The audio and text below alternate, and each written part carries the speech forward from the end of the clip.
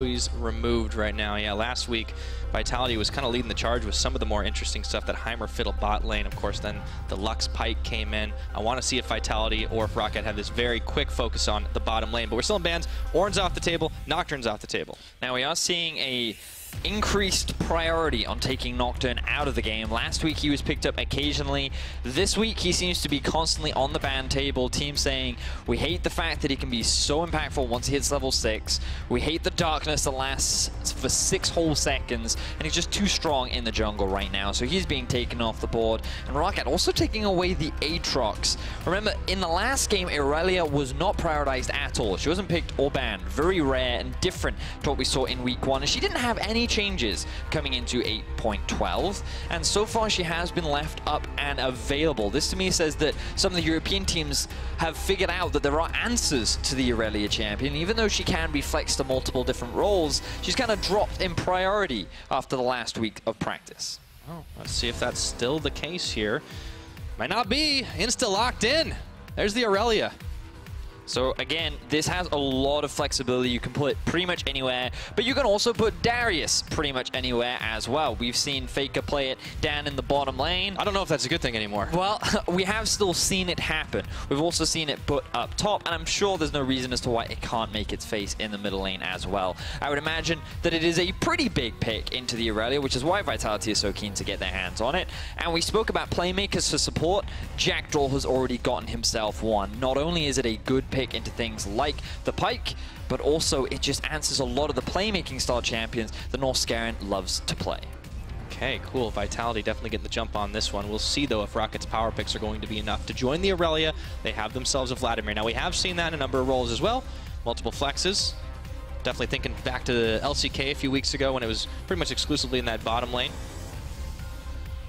So right now, you would imagine that the Vladimir would be heading towards the bottom side of the map. You would imagine the Irelia hanging around the mid, Trundle going to be going into the jungle. Interesting that Roccat would choose to put such high priority on it so early on in the draft, as you are now giving the Lulu over to Vitality.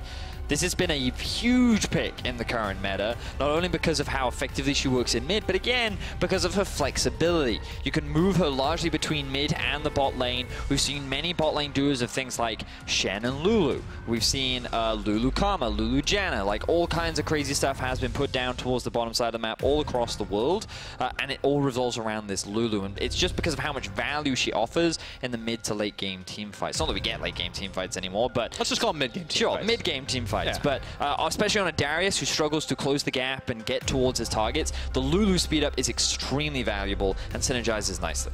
To top it off too, if Jiizuke, really has been struggling the last week or so, you put him on a champion that has, some relative safety, doesn't have to go all in. She's often quite strong in the middle lane as well. But we are moving on to the second phase of bans, Pyra. The fact that we are seeing a Mundo ban, I think, not too surprising. There is the Vladimir who kind of really struggles against Mundo, and they want to keep that option of sending the Vladimir up towards the top side of the map. And I love the Braum ban here from Vitality, because Norscarin, not only is Braum one of his big comfort picks, something that he played a lot during last split, but it's also a pretty good answer into things like the Alistar. So showing that respect towards the playmaker that is Norscarin.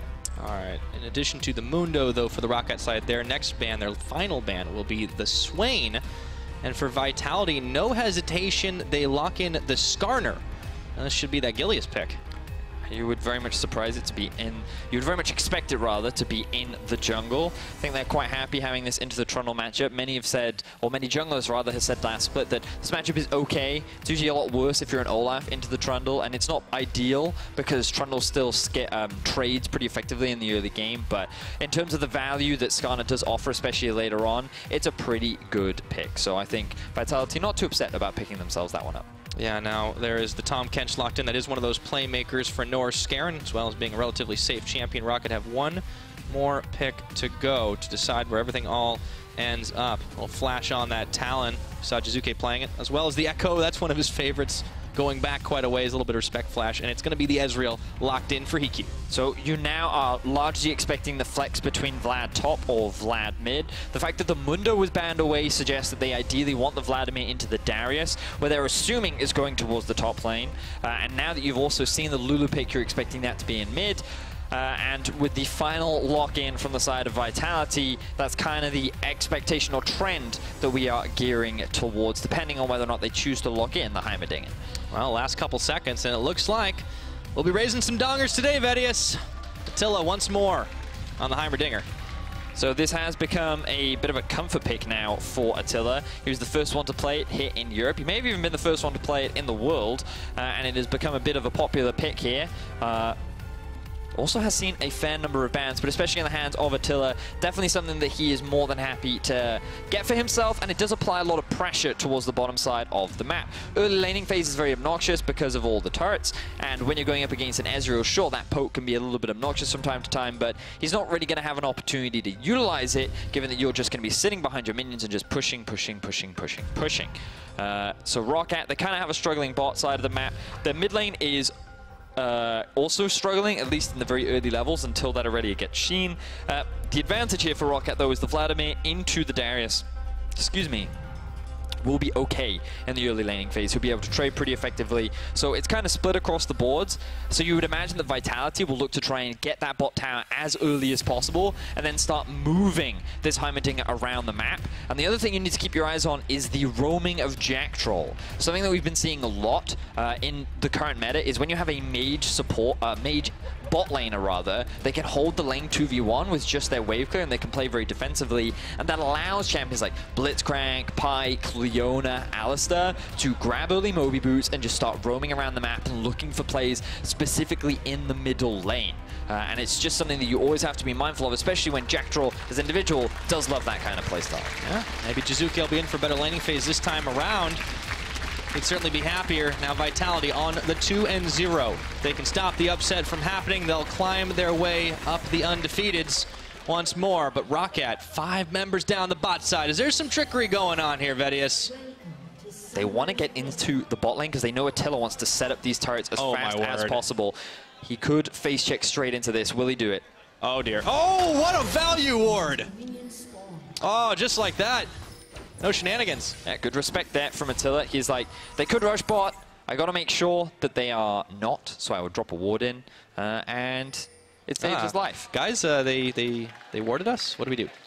So a very quick pause will be coming out from the side of Roccat. Refs will be on stage dealing with the issue as fast as possible. And the moment we know something, we will naturally share that with the viewers at home.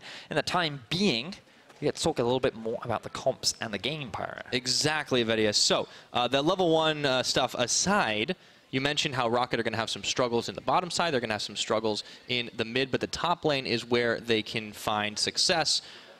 How much do we want to see necessarily the junglers get involved? Do Vitality need that to happen? Or rather, does Roccat need that to happen for them to get this ahead?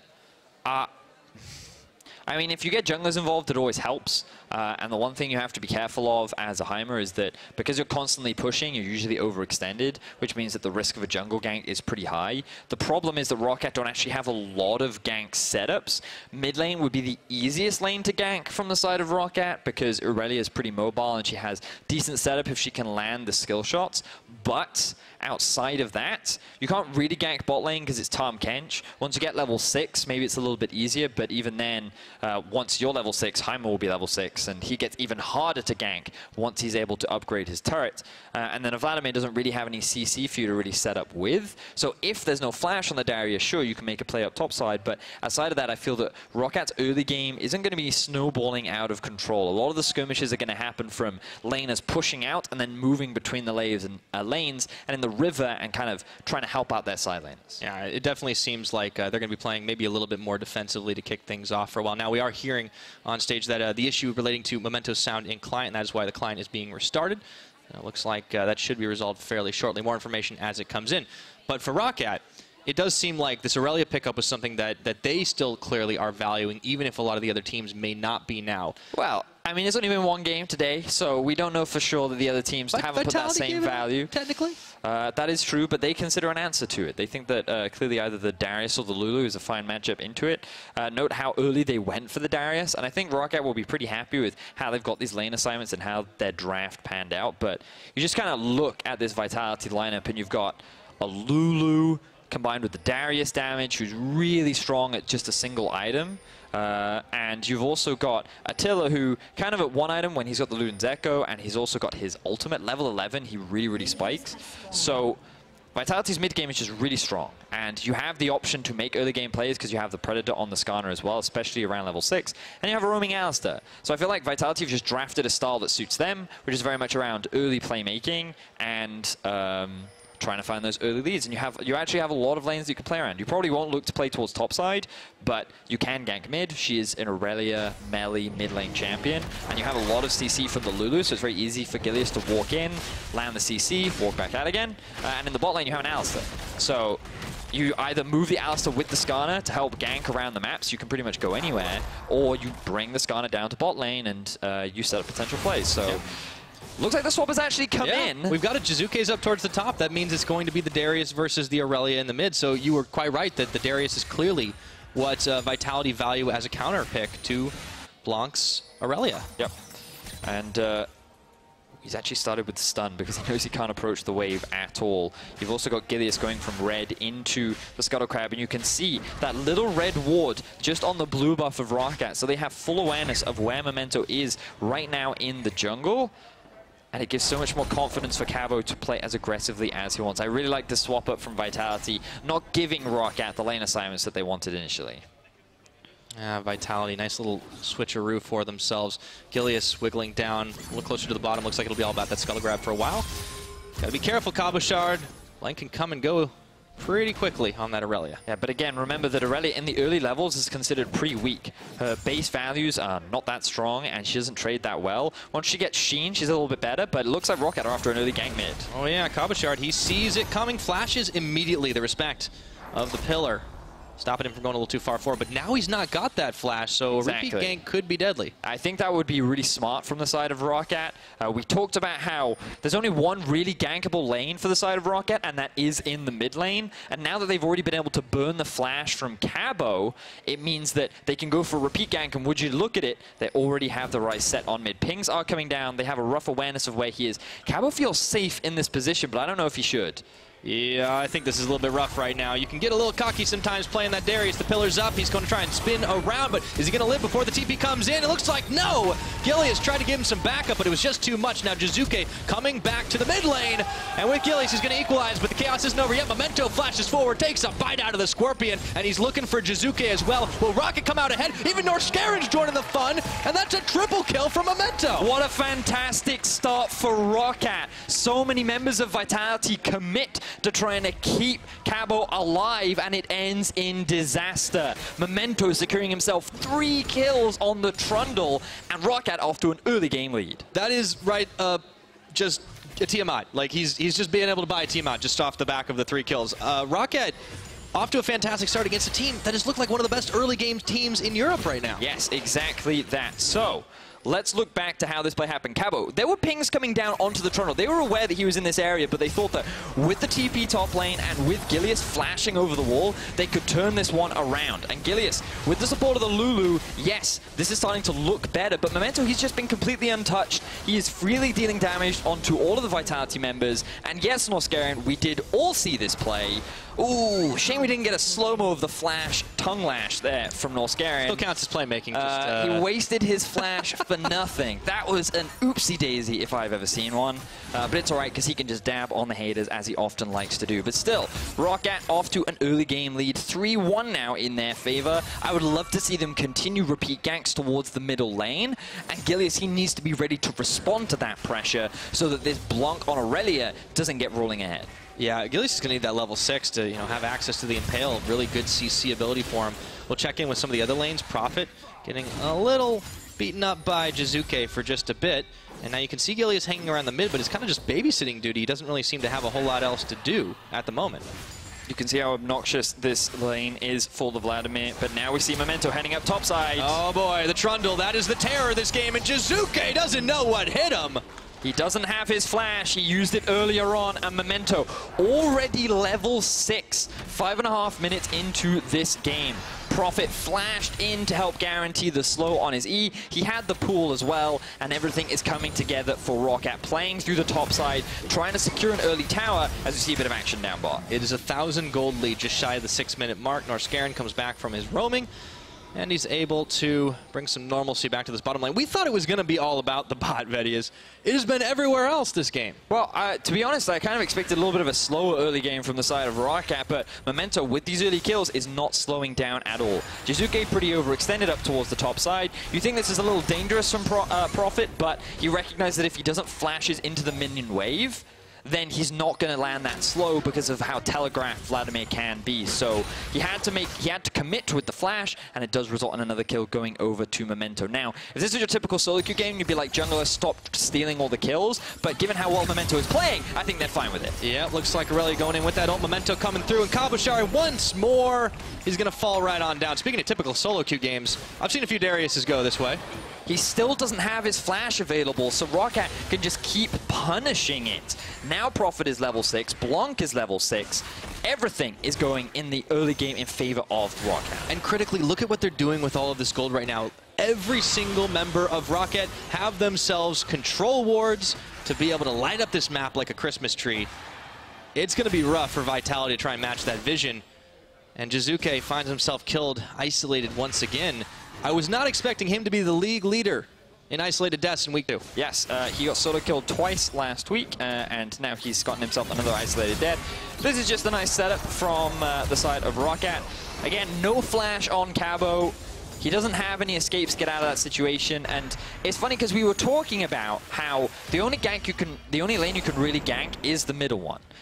Blanc is the only one that has good lane setup for Memento, and then we also said that really Memento wants to kind of be ganking that Darius. So he then goes towards the middle lane, which in a shorter lane with more angles to gank, it's actually way harder for the Darius to play as safe as he typically would in the top lane. And then for the Lulu, Jiizuke is just so pushed up without showing proper respect that he ends up losing his life as well. So right now, once again, good stun from Blanc in the middle lane. I've seen this one a few times. He does get the apprehend off as well as Gilius' ultimate, but Blanc is able to dash out. Not before he's dunked on. Cabo gets some revenge. Memento didn't want to commit because he saw that the entire Vitality team was missing. Blanc did lose his life as his flash was unavailable, and now Vitality are committing to the mid-tier 1. What a swing here for Vitality. They just go, and decide they do not want to be losing this early game anymore. Looks like they're going to be the ones to find the first tower after the game is gone. That might be the craziest thing of all. Roccat, they cannot punish anywhere else on the map, and Vitality say we need to kick this up a gear.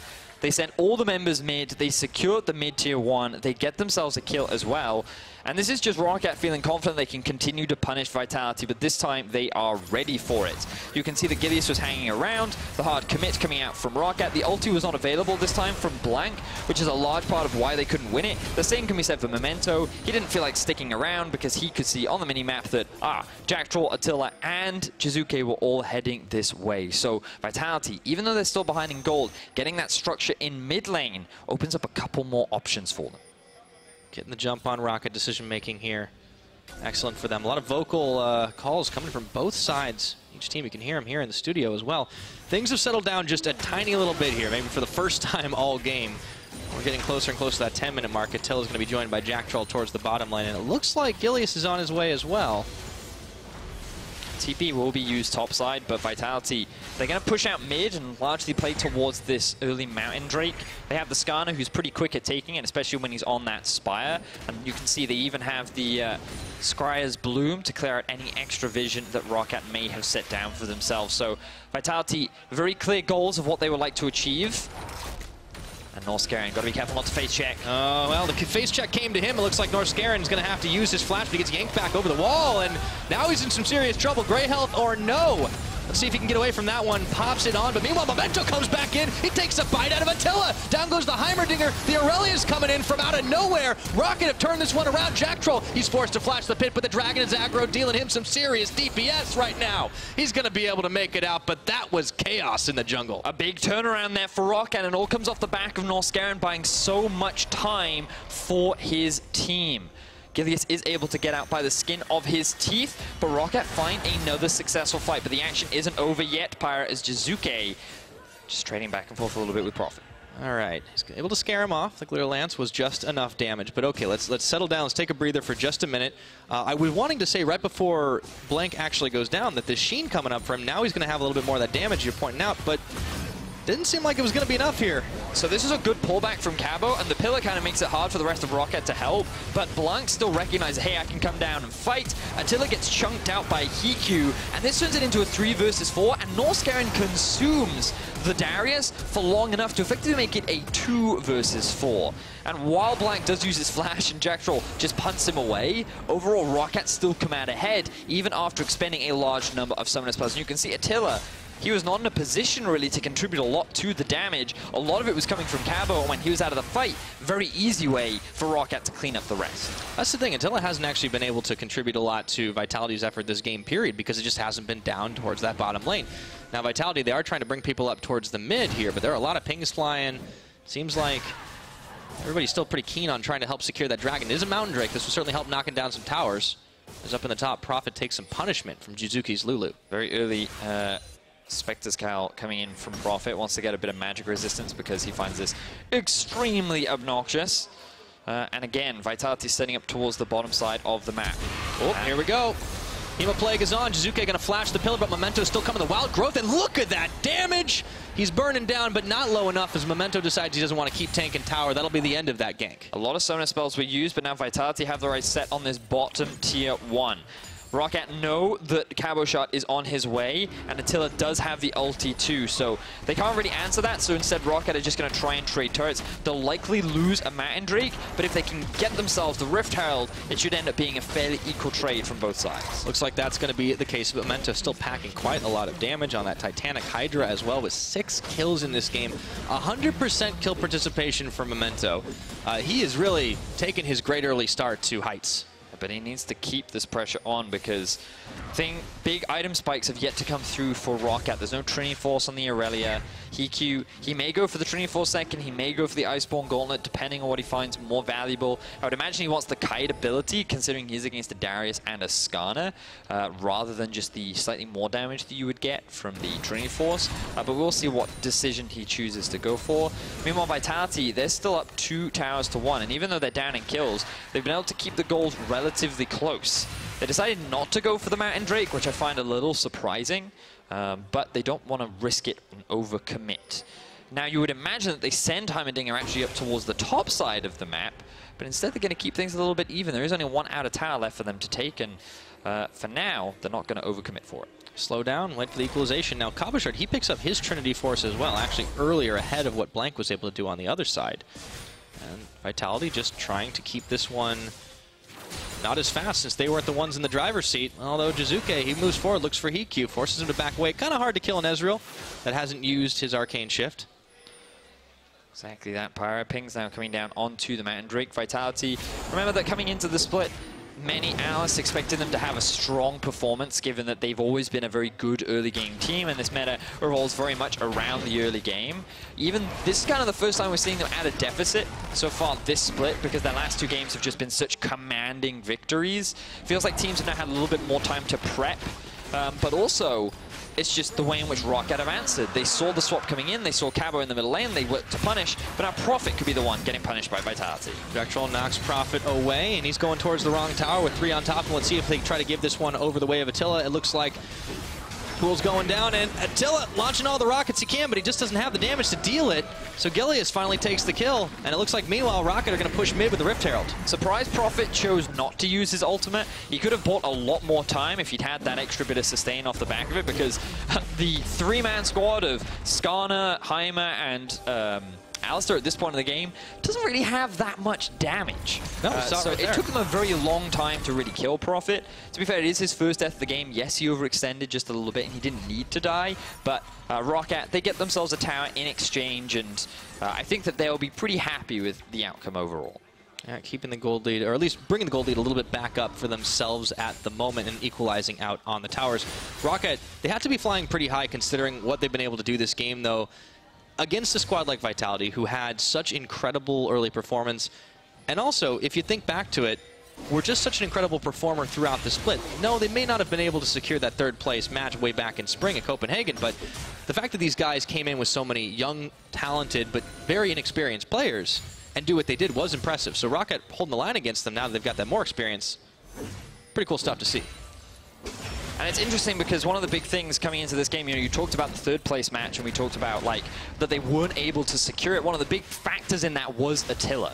And while Jiizuke didn't have the best performance, we're still kind of seeing that same performance so far in this split, where Attila's been one of the big carries, where his pressure combined with Jack Troll in the bottom lane has been so huge. And you can just see it from the stats that he had from week 1, where his CS differential was absolutely huge. He had a huge early gold lead at the 15-minute mark as well. And he was a large contributor to a lot of the kills with his extremely high kill participation. So he was where a lot of the leads were coming from, the early advantages they built in the bottom lane. But that's not where this game has gone. He's actually behind in farm against HiQ. He actually is sitting on a death so far in this game. And this is one of the big difference makers, because when Jiizuke isn't that big carry that the team plays through, and when your bot lane is kind of being shut down, it gives the opportunity for other teams to find those advantages. And with Memento finding those big plays in the middle lane, and given the fact that Attila and Jack Troll weren't running away with the game, Roccat are in a great spot. Speaking of running away with it, the Flash and the Impale is going to find Blank, and now Norscarin is bringing friends to the party, but it's just more blood for the Blood God. Down goes 2 members of Roccat. It's a double kill for Jiizuke, and now Vitality marching on bottom tower with 5. Norscarin brought HiQ down to try and turn the favor of the fight, but Roccat did not realize that all 5 members were there from Vitality, and finally Attila was able to show up with the Heimerdinger. Everything came into fruition, and Vitality, they retake the gold lead. Yeah, that was unfortunate moves by Roccat. Blank was dead to rights no matter what. Let's take a look at it again. So he doesn't see this happening. Gilius comes in and he thinks in this situation, oh, it's just a 2 versus 1. Then with Norscarin hit, they think this is great. But there's Jiizuke, Attila doing so much damage from over the wall as well. This is just a prime and easy setup for Vitality to just crush the multiple members of Roccat. Huge props between Jiizuke and Jack Troll for setting up a bit of a bouncy house there on the Wild Growth Alistar. Not a lot Roccat could really do once the damage started coming in, so now the question is answered. That's where Vitality are going to have it. Roccat, though, keen to respond in the mid lane. Maybe we get ourselves a 5v5 here. I don't know if Vitality want that. I feel like Vitality's 5v5 is actually pretty strong, but you got to say the same for Roccat when you have things like the Aurelia, one of the best team fighters in the game right now, given the AoE ult that she does have that can really reduce a lot of the damage and the sheer amount of mobility and damage she can throw at, especially with the Trinity Force finish. You think about mid-game champions as well. Vladimir, once now he's completed the Proto Belt, his ulti really enhances a lot of the damage in these mid-game fights too. So I think Roccat will be quite happy to take a fight. But Vitality, they're no slouches either way. The Darius, pretty insane in these fights, especially if he can fully stack his passive. You have a Heimer in there as well. And Vitality, they're just grouping up a lot more this game. They've now grouped up towards the top side, sieging onto this tower. And Roccat, one of the big things about their comp is they actually don't have a lot of wave clear. So when Vitality use numbers to just brute force a tower, unless Roccat choose to hard engage, there's very little that they can do about it. Yeah. Showing some versatility, though, for Vitality, not trying to stick to the same style where they were, out-muscling and also just finding a lot of split push. This is what we saw out of them when Cabochard was playing the Aatrox last week. They got him ahead reasonably well and just dragged opponents across the map. Now as the 5v5 is coming in, now Attila's got to watch himself. He tanks up the True Shot barrage, flashes over the wall. Vitality trying to make a great escape, but they've got to be careful. There's a lot of poke. Roccat, as you mentioned, keen to get the fight. Jack Troll having to flash out of the Vanguard's edge, and Roccat now the ones pushing down mid. So Roccat, they don't have their full 5-man squad, but given the HP of the turret, they thought they could siege, but Vitality do have a decent amount of wave clear with the Heimerdinger and the Lulu. They will be able to slow down the push, and when you think about Roccat being in a 7 to 3 kill advantage, you would expect Roccat to be dictating so much more of the pace of this game, but Vitality have been the proactive ones. They have been the ones challenging Roccat in every step of the way, and they've been finding ways to try and get back into this game, and it has been working. Memento, even though he's 6-0-1, does not feel as scary as he did in the early game, and Vitality are not afraid to play into it. So how much of that has to do with Memento maybe playing a little more, or a little less like active in trying to force some of these fights? Really, and how much of it is the Trundle? I really don't think it's much to do with Memento at all. I just feel that a large of it is Vitality and the way in which they're just applying pressure. They recognize, okay, our mid is struggling, let's just group and force. And now Norscarin face check. They're grouping and forcing. Norscarin, he's flashed over. There's the gray health coming in, but oh, HiQ just barely gets away from the Impale, and now Gilius is kind of fed over the way of Roccat. Let's see if they can take this fight. Pulled in 2-man apprehend, knocked and bopped around, but Vitality have found themselves a second win, or have they? Chunked out by the True Shot barrage to back and forth. The fair Flash bash and crash, and it looks like they're turning around once again with Cabochard. There's the double. Stolen away on that triple kill. Jack Troll's going to pick that one up, but he gets one all the same. And Yamato Cannon, he likes exactly what he's seeing. Give him the old 1-2. And Cabo with the huge turnaround right there. Things were looking dire as Blanc dives onto the backline and takes out some of the support from Vitality. But in that choke point, in that situation, Darius thrives. So Norscarin takes the brunt of the damage. Gilius isn't quite able to ult in Hikyu, and he's the one that kind of gets shut out very quickly. Then they chase into all these Heimer turrets who are just freeling dishing damage off, and you can see the power of the polymorph here as well. But then just keep your eyes on Cabochard. He's not focused at all. He gets that first kill. He's fully stacked on the passive. He has his ult up as well, and he just cleans up the rest of the fight.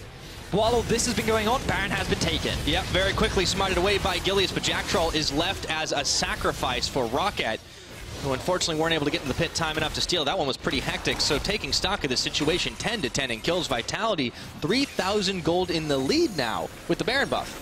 Vitality playing these fights extremely well, utilizing the mid-game spike that their comp does have, and able to turn this early game around back into their favor. With the Baron buff, we've seen how easy it is for teams to close out games, and the pressure now falls onto Roccat to be able to stop the oncoming siege. We've already talked about the lack of wave clear. This could prove detrimental as Vitality sets their eyes on another game win here in the Summer Split. Roccat, things are looking so good to start off the game, but Vitality, they've brought it back. See if they're able to keep this one going. The Mountain Dragon should fall. Not a whole lot Roccat can do to try and contest this. But what an incredible performance in those team fights by Vitality. I mean, that one in the mid lane could have gone, honestly, either way. But those Heimer turrets and what Cabochard was dishing was the difference maker. It was the fact that Roccat just so hard committed to the fights. They dived onto the backline that Vitality didn't really have to do much.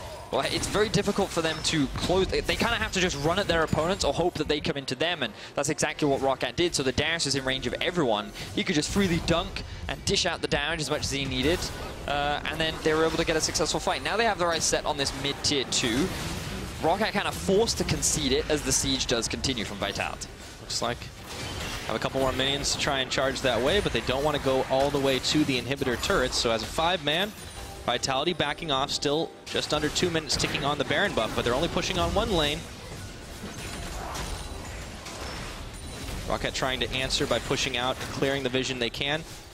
Cabochard down towards the bottom. He has teleport available. This jungle is blind for Team Roccat. And there's a Death Brush set up. They're not going to fall for it. Roccat, their spidey senses were tingling. They have face checked enough bushes this game. I feel like they've learned their lesson. So kind of comeback options for Roccat. Challenging at this point. They still have a decent team fight with the Aurelia and the Vladimir. If they can just kind of shut... it's difficult because you kind of want to shut down the Darius as quickly as possible, but with the comp that's built around him, it's very hard to just insta-kill him, especially with the Sterak's there. So, a well-executed fight is kind of what Roccat need, but it's going to be very challenging given the situation they're in. Here we go. Well, let's see how well-executed this fight is as well. They found Jizuke, forcing him to flee away. Meanwhile, Jack Troll taking up the rest of the run of the damage. Gilius, he's going to not be able to pick one because Prophet gets swallowed up by Norscarin, and everybody backs away. Too close for comfort. So how many ults were used? That's the big thing. Attila still has his available, same for Cabo. The TP is available, so he's likely just going to TP back into the fight, ready for another go as Blunt slowly gets chipped out by Vitality. So does this tower. Looks like that one's going to fall. Roccat forced to concede once again. Jack Troll gets a knock-up on the Norscarin, and he's going to get deleted before he can even pop his gray health. Vitality set their sights on the inhib, start to crack that base right open, and Roccat left reeling. Vitality pretty clean there. They didn't lose any members. They even got themselves a kill and the inhibitor just as the Baron buff wears off. So they couldn't quite end the game immediately, but still a lot gained in their favor. And you can see here, this is kind of the second half of the fight where Cabo just returns to the fray. I see. So Attila used the upgraded grenade in order to get the stun down, and then with the poke damage and the follow-up from Vitality, that was more than enough to secure themselves the kill. So Vitality overall playing this game very well from an early deficit they were able to find their way back largely from just being proactive, grouping up as a team, taking advantage of the lack of wave clear on the side of Roccat, using numbers advantage and moving through the enemy jungle to find picks, allowed them to just steadily, one kill at a time, one objective at a time, regain control of the map. And then with the Baron, they were able to break into the base. So now they have the choice of waiting for the next Baron to spawn and then using that to try and end out the game, or they can just look to group up and siege once again, because they do have a pretty healthy gold advantage and they should not be afraid of trying to fight Roccat right now. Yep. Finding their way back into that one after close to disastrous early start. This is one of the strengths of Vitality. This is a team that they're very vocal about how much they actually believe in themselves and their own skill and their ability to win as a team. They don't seem to get phased during the course of the game. If they do lose, sometimes that can get to them. But in the course of a game, they definitely know how to correct things, and it looks like they're well on their way to trying to find the win here. However, the True Shot Barrage does come out to clear the wave up towards the top. They'll come back, try again later. Unperturbed. And unshakable. Vitality just keep on marching. Vitality just pushing the waves in for the time being, moving between top and mid. Helps them gain some vision around the top side of Rockat's jungle, given that the Baron is spawning in about 2 minutes' time. They're going to use a lot of their wards now, then go back to base, reset, and then they'll use the pressure that they've gained from this deep vision to then make it easier to then move into the river and gain control of that area. So just a lot of pushing right now for the time being, and then when they're ready, they'll reset and set their eyes on the big purple one. Well, we rarely see the two Barons really coming through to end the games in this patch, in this post 8.11 world that we've been living in right now, Vedius. We could actually be into one of our longer ones. But, hey, Vitality were pretty good in spring. If the game goes as long as they did then, they're well on their way either way. It's a little disrespectful of Jiizuke to pick himself up a Mejai's, given that 5 stacks, man. Have 3 deaths so far this game. He was buffed recently, but I don't think he has enough stacks to take advantage of the buff. He's banking it up for later. He's assuming he's going to get more kills. Yeah, I think you need 10 stacks in order to at least gain some of the value from it. So he's only at 5 right now. We'll see how things pan out. If he can get more of those stacks. For the time being, more controls have been picked up. You can see the Vitality did just go back to base. Roccat not really investing in vision right now because they'd be lucky to really leave their base. And Baron is the next big opportunity for Roccat to find a way back into this game. Memento, he stole a lot of them. The last time they went up against each other. Vitality want to fight. I don't know if he's going to get the chance. Gilius gets stopped short for just a second to try and find Norse Garen on the impale. Rest of Roccat quick to react, running the race up against the Scorpion. Still though, 20 seconds until the Baron spawns. Vitality making sure that jungle is awful dark. As you said, they've really come back into the vision game. We talked about it way earlier that Roccat, they'd invested so many control wards, but it really has turned on its head. Just the Vitality are waiting for the bot lane to push in right now. They need Roccat to split apart. Baron is literally about to spawn right now, and the moment Roccat go down to clear, then they can look to force. They know there's no vision in the river. Everything is in Vitality's favor. Yes, there is teleport available for Roccat, but Vitality, they're actually going to choose to play it safe. They're looking for a fight. Uh-oh, Memento, he's throwing down the pillar. Will it be enough to get away? It will for now. Here comes the Tahm Kench. They're going to be bringing everybody. The 5v5 Roccat, they might decide that this is the time to do or die. Vitality leading them on a goose chase through the river, into the brush. Oh, this is dangerous for Roccat. Memento stepping right in, dragged around the map. Let's see if the Aurelia can do a damn thing. The Tahm Kench swallowing up Memento. Nobody's down just yet, but that is about to change. Here comes the Heimerdinger damage, and Roccat bleeding. Combo Shark's going down. Roccat might have found the fight after all. Gilius, he's forced to flash and wiggle his way away, and Roccat find a miracle of a fight. Prophet comes up huge with the Vladimir, and now the Baron is alive. The pressure falls on Gilius to try and steal this Baron away.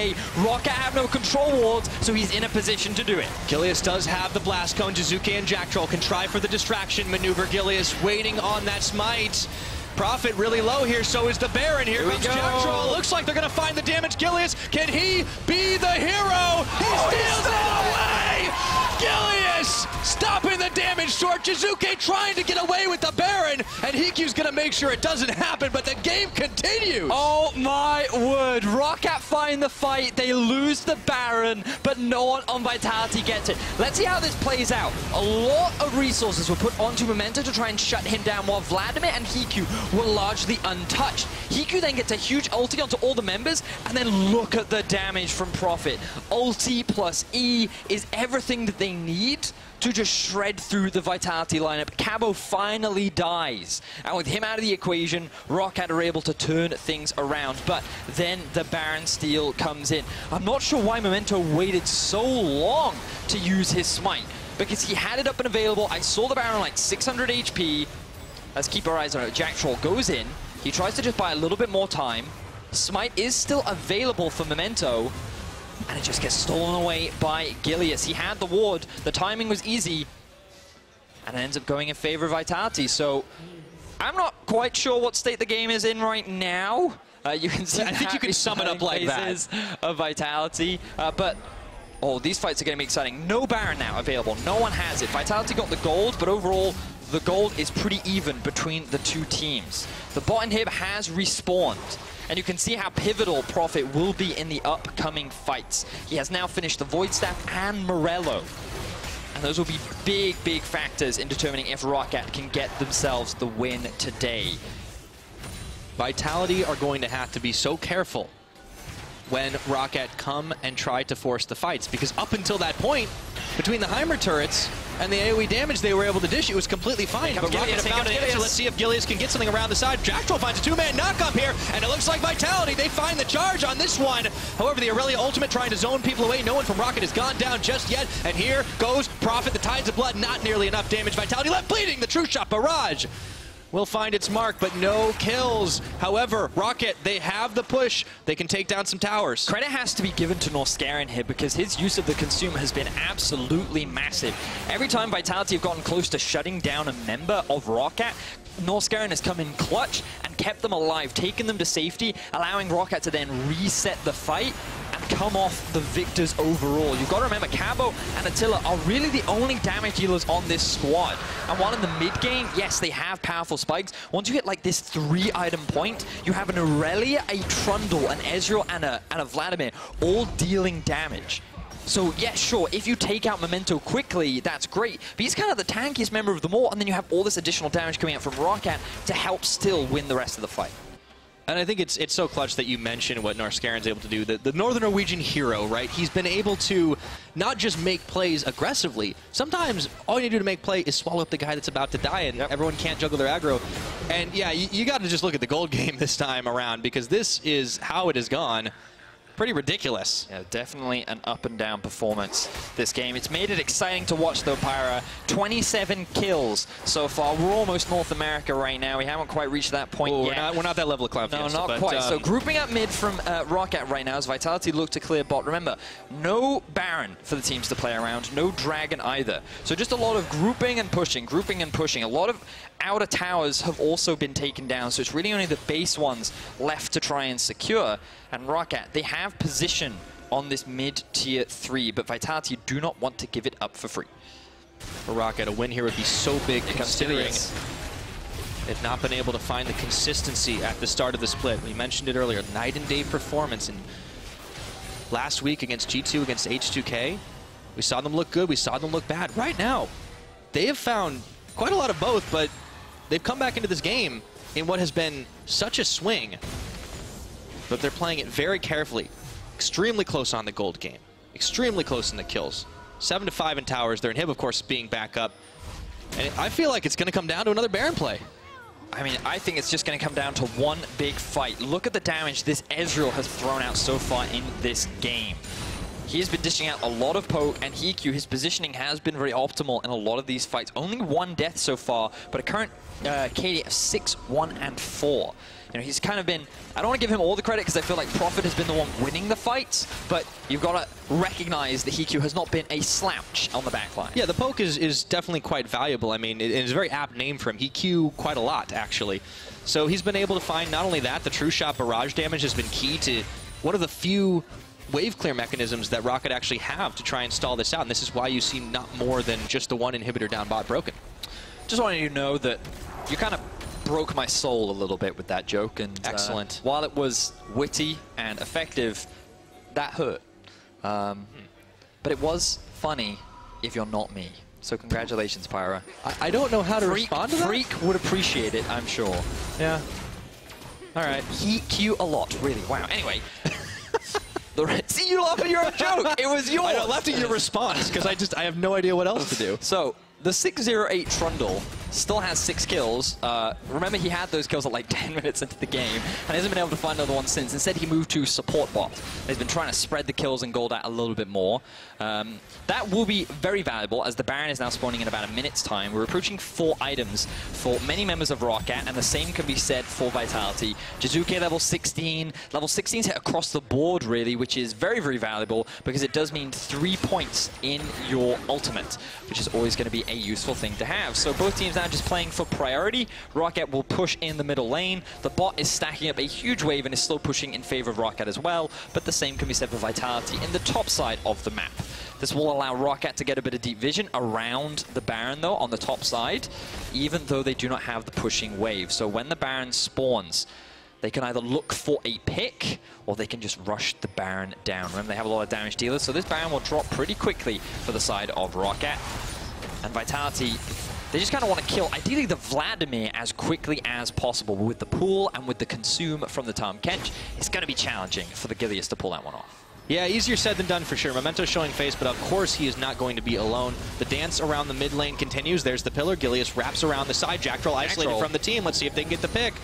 He's a pretty tanky cow right now, but he had to burn his ultimate, and there's 3 seconds on the Baron. That is huge for ROCCAT. Vitality, they're going to lose one of their big frontliners.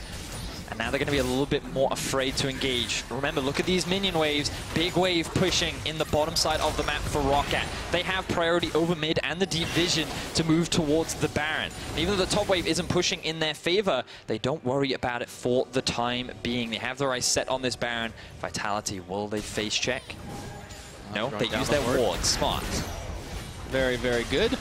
Blank does take some damage, poked out by Vitality. ROCCAT have to be careful. The way that they move, they could get caught up, and we've seen them fight in choke points earlier in this game. Didn't go so well for them. So the thing is here, Vitality just stayed mid. They didn't bother to face check to enable getting to the wave much faster and then getting priority. So now they're the ones that are able to clear a lot of the vision. They're even able to get themselves the Scuttle Crab, which is a nice pickup there for Vitality. We'll give them a little bit more comfort and security around this Baron, but they will lose a tower towards the bottom side of the map. The gold doesn't really mean a huge amount as we approach this point in the game. I can safely say that we are approaching the late game at Pyra, and this is really where champions like Darius start to fall off and struggle to have an impact, but champions like Vladimir and Ezreal, they really come into their own. Yeah, the late game exists after all.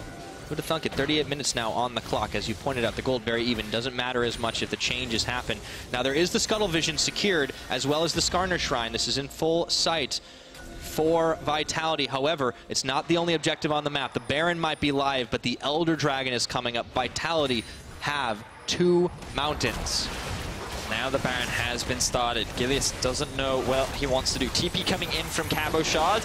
This is going to be the big game-deciding fight, Pyra. All right, peel away from the Baron. ROCCAT decide they don't want to take it right here. Vitality, they're going to make a beeline down towards the bottom. Looks like we could be in for the Dragon Rush. ROCCAT have no priority on any of the waves right now. They aren't pushing in mid. They don't have push on top. They're going to throw the ulti down bots to try and get the wave pushing there. But now they've set their eyes on the Baron. Vitality, they're going to divide their resources up, and they're going to try and have these 3 members stall the Baron out. If Vitality can pull this off, this will be the game. Oh, this is risky. Here we go. The Aurelia Blade Surge going in. Gilius is able to make it out of harm's way. But the Dragon does get taken. Attila comes up. Now Gilius turns around, tries to find the pick on a Prophet, but he pulls away. Alistar coming around the side. Jacktroll, he does have his ultimate back up and available. ROCCAT able to sneak away this time, but Vitality own the Baron pit. That was extremely good decision-making there from Vitality. Us 3 members, they're able to stop the ROCCAT Baron and secure themselves the Elder. There's around 2 minutes available on that. They're all sitting in the bush. Are they looking to recall? Oh, it's so tense. Oh, ROCCAT, they just want to see if the Baron is being started. They recognize that it's not. And they're going to just stall this Elder Dragon out for the time being. 2 Mountain Drakes is still pretty significant. But such a close game. We have not had a kill in a while now, Pyra. But it is still very tense between the 2 teams. So here's a question. Do Vitality try to use this Elder Drake empowered dragon pushing to like knock down, well, just march down the mid lane or the top lane, or they just force the Baron? Baron is the easier objective, because right now with the Elder Dragon, you want to fight. You want to force the enemy into a position where you can take advantage of the bonus damage that you will get from this Elder. So you can see they're just clearing out all of the vision in the river, they're pushing out mid lane, and they're saying, Roccat, if you want this Baron, you have to come and fight us for it, and we are more than happy to do it. And they turn it right around, looking for Memento. Looks like that kill's gonna happen right away. The shutdown, Attila finds a huge one, and it looks like the Aurelia coming in, gonna get pushed back time and time again, knocked and bopped and left and right, and Gilius and Cabochard finding their way out of harm's way after finding one or two more shots. Those Heimer turrets are coming up huge. Rocket, they lose one member, and that will be all, but Vitality don't feel healthy enough to go right back to the Baron. Well, they do have the Heimerdinger, and they have a Skarner to tank this one up. I feel like that they could start it if they wanted to. Teleport. And here comes the TP in from Jizuke. No jungler on the side of Roccat. Vitality almost certainly going to guarantee the Baron. There's all that bonus damage coming up in spades. 3 members is all it's going to take to fire down the Baron. The third one of the game. Vitality picked this up, and they finally have it on all 5. And with the Elder Drake running out shortly, this is exactly the objective that they need. A Memento. He was not expecting the bush. Norscarin couldn't get in because Jack Troll zones him away, and there was no save opportunity. If Memento had lived, this could have potentially been a huge fight win for Roccat, but individual members of Vitality stepping up clutch and allowing themselves to get the kill needed in order to secure themselves the Baron. I like how Blank just kept getting bouncered out of that fight, like over and over again. He was still dishing damage, but kudos to Vitality to just focus on him, to actually knock him away time and again. A full build on Attila, level 18, the Baron buff in tow. Roccat, they want to try and force a fight before Vitality can get onto the towers. You can see they're setting up a bit of vision because they do have the teleport flank available for Prophet, which could be the best way for them to really win out on these fights. Whereas Vitality just want to stay grouped up, stay clumped. Have this Lulu keep those members protected while the Darius dishes out the damage, and this late game Heimer is free to just shred through the opposition with the turrets that he set up. Not to mention, if anyone steps too close, Gilius can basically just turn on the Predator and grab somebody away. That'll effectively end this game if it's going to be a priority target. Like Prophet, however, he still has Pool. Easy enough for him to try and dodge away. Now, 2 minutes still ticking on the Baron buff. Waves pushing, fortunately, for Roccat. About in the middle of the map right now, but here comes the big wave of minions in the mid. Do they have the damage to take down the tower? Heimer turrets getting set up. Jack Troll trying to roam around. There's that True Shot barrage. It takes a bite out of the wave, but there's still Baron empowered Canyon minion firing down. Just not quite enough, and Vitality do not want to full commit to this one. Yeah, Gilius just body blocking for the cannon right now, which is just hitting away on the minions. Look at how they stand in the way. They know they can't do anything about it. Roccat will freely give up this tower, and Vitality likely on track to secure themselves 2 inhibitors unless Roccat can find a fight right now. Desperation for Roccat to try and get back into this game, but we've seen them beat the odds and come out ahead in some of these fights. It has been such a long back and forth.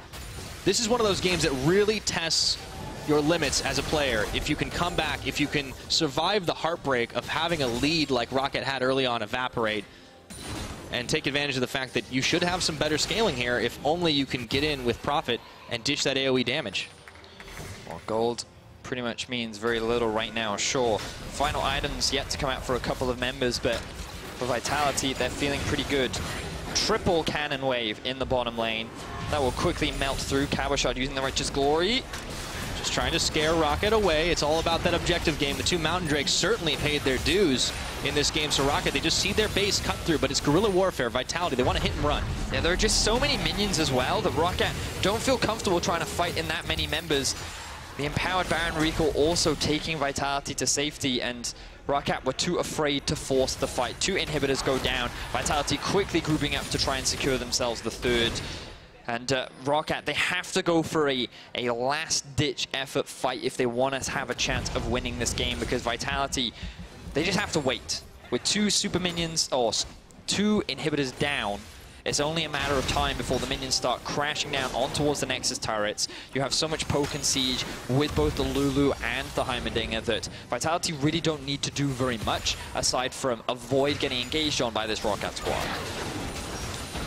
Now, Roccat have been able to find a couple of engages on him this game, but it hasn't worked out well for them the last several attempts. So Vitality Let's see if they can be as clean as their reputation has suggested and make this one a 3-0. Here comes the Vladimir. This is the desperation fight for Rocket. Will they find it? Jack Troll, he's going to get stunned up. The damage, it's not quite enough, but they're still making moves. In goes Blank, but he gets knocked to one side. However, Norscaron is going to be able to get the finishing blow onto Jack Troll, but Vitality turning it right back around in a 4v5 scenario. Cabochard, there's that Darius falling off. Not enough damage, and the dunk is denied. Roccat still lead the charge, and that's going to be one Blade Surge and a second one, and Blank is coming up big on this. Roccat with a huge team fight once again, and look at those death timers. Nearly a full minute before the main damage dealers of Vitality are alive, and while the base is in tatters, Roccat have their eyes set on the base of Vitality. Roccat are even able to save their base turrets at this point, and they're marching up towards the top with 3 members. This is going to be rough. Prophet has teleport as well.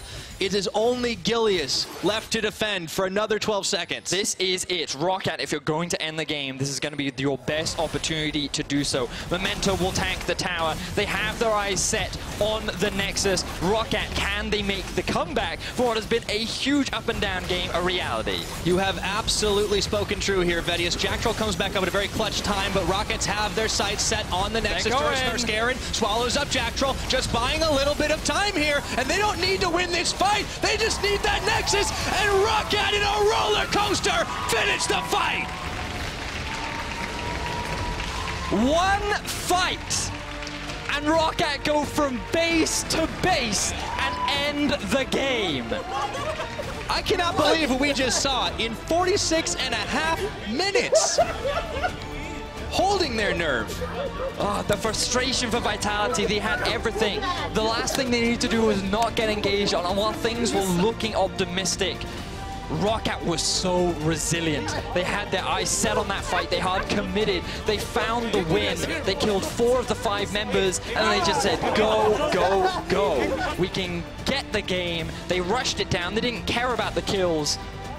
And after what was such a back and forth game, Roccat come out as victors. Roccat! They can hold their heads high. After a mixed performance in week number 1, they come out the gates here. And they prove it doesn't matter what opponent they're going to be up against. Roccat always have that upset potential. Disappointment from the Vitality members. They had this game for a long time, but Roccat just said, no, you will not close. Yeah, I mean, the thing for Vitality is they fell behind early. They were extremely proactive, and they played around their mid-game spike very effectively. But then just one poorly executed fight around the Baron area where Roccat were able to find the fight. Even then, Vitality steal away the Baron. And if they had lost that, then maybe Roccat could have snowballed into a much earlier win. But because of that steal, there was no objective to play around for 7 whole minutes. So it was just a constant back and forth, and then when it came to a reset, both Elder and Baron were set up. Vitality played the map better. They secured the Elder, they secured the Baron, they found the successful picks. But then it was just Roccat saying, okay, when we get to fight you on our terms, when we get to fight you in a situation that favors us, that is what will come out on top. And they were able to finally do it. What a great game that was, Pyre. It was, and to top it all off, we had that incredible base defense to turn it around. We're going to take a look at that one more time. Brought to you by Acer Predator. So this was the final fight, and the pillar there from Memento is huge because it locks Jiizuke into an unoptimal position, and Cabo isn't on the front line to dish damage. Jack Troll is basically out of the fight by the time things start. And look at Attila. He uses the upgraded grenade rather than the turret. So there's no damage coming out from the side of Vitality, whereas there are 4 damage dealers on the side of Roccat. Everything goes in their favor, all off the back of just a smart engage. And there was just, Vitality weren't in a position to really get their damage out, while Roccat was able to get everything that they needed. And then they just rushed down the base in order to find themselves. It was not a clean win, but it is a win nonetheless. Hey, you'll take that notch at the end of the day. And honestly, there was so many impressive performances on both sides of the map, but when we're seeing that last play, looking at how the Aurelia was able to just pretty much mop up everybody, I mean, this has got to be one of the reasons why people have been considering it such a high-tier picker ban. I mean, for me, like, Prophet was a huge factor in a lot of these late-game fights. You can see his damage contribution was huge. Hiku as well. Just his positioning in fights was great. And this is something that we said a lot about him last split, where he just came across as inconsistent, because sometimes he would just go off, and his positioning was amazing, his damage was good, everything about him looked great, and then the next game he goes 0-6 on Kalista, and you'd be like, if only he could just find an essence of consistency. Now, week 2 in, he had a great game. We just have to hope now that for Rocket, he can maintain that throughout the rest of the split, because there is still a long season left to come. And after Rocket did make playoffs last season, they want to aim for bigger and brighter things this split. Absolutely, but of course, so many guys stepping up, I feel like it's kind of hard to call who was the standout performer. So we're going to let you guys do it. If you have a favorite, be sure to vote for Player of the Game at LOL Esports on Twitter. Your choices now are Hiku, Prophet, and Blank.